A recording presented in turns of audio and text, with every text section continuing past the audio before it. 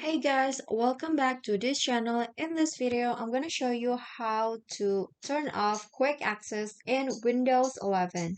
So here I've already on my Windows, and if you want to turn off or deactivate the quick access in your file explorer, you can just go to the search right here at your Windows,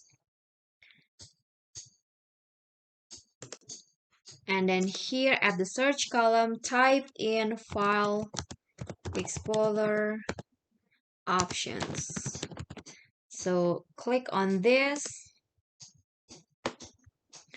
Okay, so this is the file explorer option. So at the general tab here, click on this PC, and at the privacy section you'll find the show recently used files in quick access and show frequently used folder in quick access, and you can just uncheck this box to turn off the quick access, and then click on clear and click on apply, and after that just click on OK.